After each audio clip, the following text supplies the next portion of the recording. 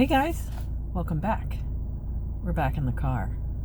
All right, Christmas is over. I hope everybody had a good time. New Year's is even over. It's 2023. So I just wanted to, somebody asked me where I get the books from and how do I know which ones to pick? Well, first of all, you guys all know that I love Berkeley Breathed.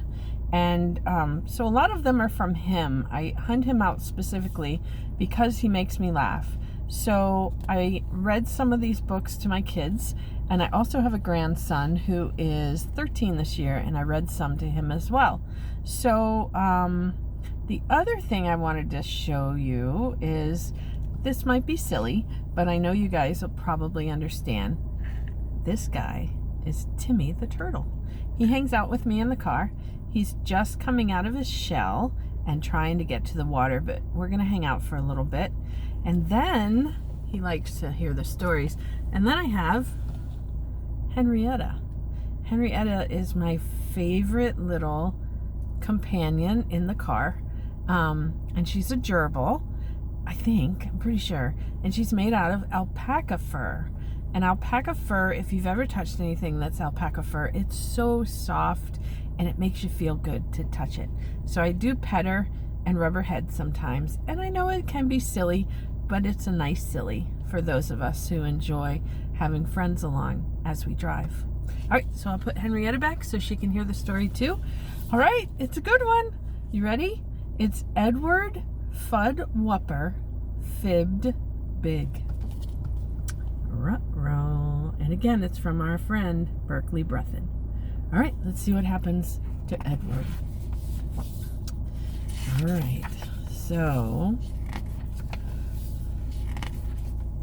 it says, from a long line of liars, there's none higher upper. Oh, who is that?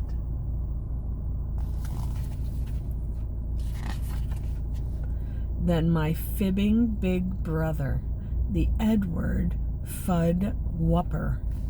There he is now. I know just what he's doing. He's thinking of who could be next for some fooling. Edward's been cooking up fibs full of phooey. He'll serve them up sweet, all gooey with hooey. There she is, pointing at her brother. And there's her brother. There's a big sunbeam coming in the car. There's Edward Fudwupper. All right. Last week he fibbed big and told Mabel Dill, I read you've been voted the Queen of Brazil. They want you to come. Bikinis. Bring 10. I think Mabel went. No one's seen her since. Then Mabel went to Brazil. Yes, he thought them up long, and he thought them up tall, but did he think much of me? No, not much. Not at all. The sisters telling us the story. All right, there's Mabel, and there's his sister. Oh, man. Like the time he fibbed big and told Ben and Dinky that I had been born by a poodle named Stinky. That wasn't so nice, but that fib I'd forgive, if only he liked me or noticed I live. That's when he's telling the friends about the fact that she came from a poodle, Stinky. And there she is. She's a little bit sad.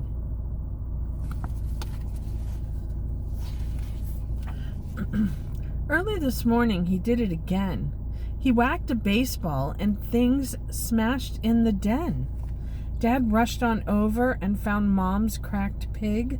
Then Edward Fudwupper fibbed way, way too big. He hit the ball, and then he's sitting there beside the smashed pig. It's all truly, clearly, quite simple, you know. The whole thing was done by two bigs from Pluto.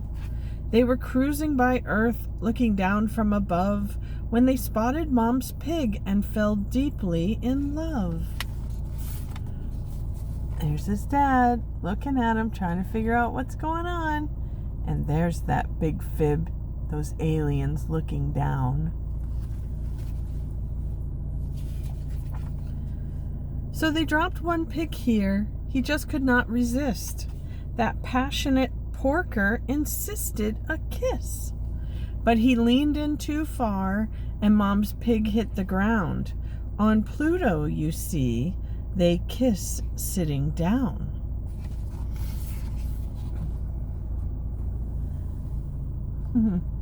Those aliens. Then he left broken-hearted, upset and unseen, and his ship picked him up with a pig-lifting beam. And that's all. That's the truth, said Ed the Fib Slinger. In the whole of Fib history, a whopping humdinger. There goes the aliens. He got lifted back up, and there's Edward, the big fibber. Then yelp, and a howl, and a scream from nearby. Lorna May Loon had been listening outside. Mabel Dill, she cried loudly, has been missing for days. She must have been grabbed by those pig-lifting rays. She got to a phone and screamed loud and shrill, Space monster piggies have nabbed Mabel Dill. They're coming for me, and they're coming for you. Send the army, and Air Force, and dog catcher too. Shh, shh, no. Uh-oh. There's a lot going on now because of Edward Fudwupper's his fib. His fib's turning into a big mess. And that's just what they did. They came for space pigs, with planes and with tanks and with loud whirligigs. Oh, it was dreadful, a real world stopper, all from an Edward Fudwupper fat whopper. Ruh-roh. He's making a mess of things. There's the Air Force. They're coming in hot. All from Edward's fib.